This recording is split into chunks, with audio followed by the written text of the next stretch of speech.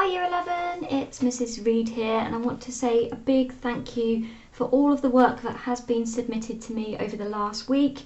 Again, I've got your list of initials down the side from students that I've been having regular contact with who have been submitting their work. If you have sent me anything via email and I've missed you off here, I do apologise, but I know lots of excellent work has been coming my way. So I want to go through the good stuff and also what could be improved on, ready for next week. And I know that Miss Lockett is also giving you feedback on some of the things that we're seeing could be improved in her lessons too. So let's start with the awesome stuff. Well, there is more high quality work coming in more regularly this week. So I'm getting a clearer indication of what we're doing well and what areas to focus on. So keep that up. Work is now in full sentences. It's carefully structured, that's clear in your answers, and it looks like the work that we would do in class. It's presented neatly on the page, and I want you to continue doing that, please. There were some fantastic arguments submitted, okay, and I mean that, I really do, in terms of the structure of them, lots of rhetorical devices, and really high level vocab. I'll say more about that in a moment. So I'm really impressed with the quality of the writing that I'm receiving, and that signals really, really good things about our learning. Some improvements then. This tends to be a common thing for us, and that is generalising. Okay, so we tend to use phrases that we would use in our everyday language. So we might say, oh yeah, it's a good thing, or oh, it was a really bad thing. Or we might generalise and say, yeah, there's a lot of people that think, when in actual fact we could be really precise about how many people, who, what do they think, and other phrases as well. But you know, it creates a bad image. Well, specifically, what image does it create? Generalisations can be tweaked and changed. I'll say more about them in a moment. And this also goes along with a bit of repetition. So sometimes in our analysis, some of us are saying a phrase and then we're then just going on to repeat it again. So for example, the image of the stagnant bellies of the ships suggested that it was alive, that it consumed things, and that overall then this gives the impression that this consumes things. So there's no point us saying the same thing twice. We really want to avoid that. So we need to do a little bit more work on the analysis side and just making sure we're developing our argument each time, not just repeating the same phrase.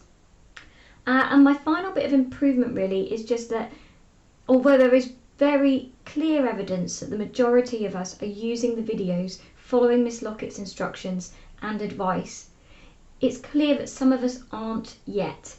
Okay, so just a caution here that if you're just trying to write the task quickly, or if you're just trying to use the PDF and not listen to the video, then you're not getting the same high quality teaching. So my advice there is accessing the videos is so important, because it means you're getting a quality of teaching that's the same as that you would get in the classroom.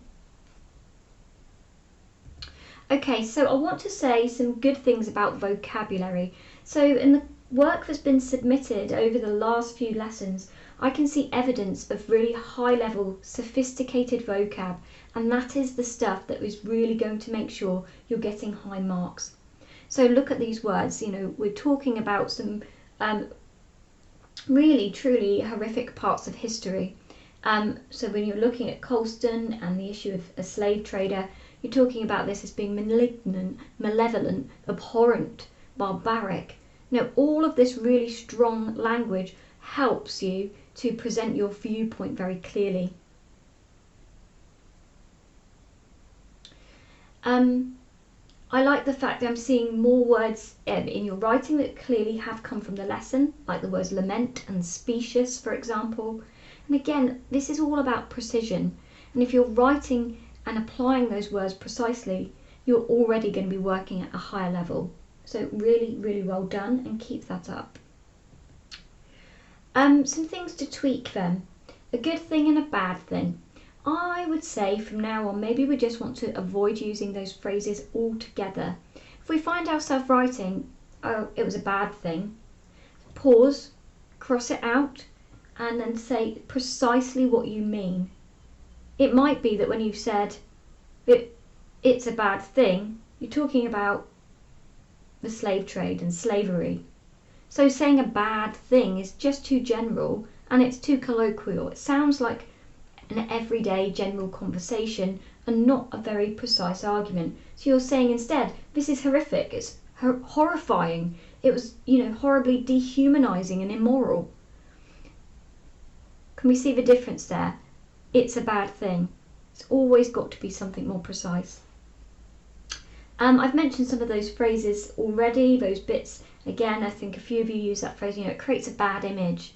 Well, really what? Negative is always a better word than bad. So what precisely is the image that it creates?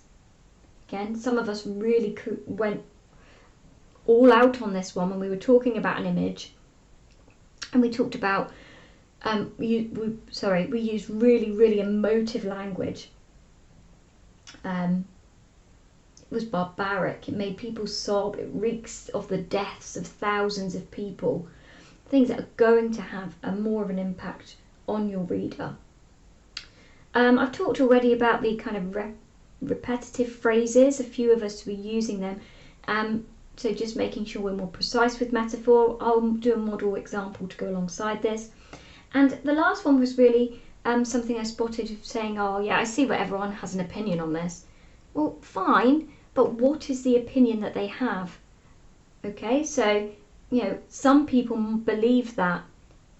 It's clear that some people think that, and then that allows you to set up the counter-argument and then to undermine it. However, this is a specious argument because. So practicing those phrases, practicing the techniques that Miss Lockett is showing you in the lessons, okay, are going to be really important. And yeah, keep that work coming in. Also, if you have any questions, please do ask. If you want me to have a look at something before you redraft it, for example, send it over to me and just ask. I'm more than happy to do that. But as I say, there's some really good work going on and I'm enjoying it coming in, so keep that up.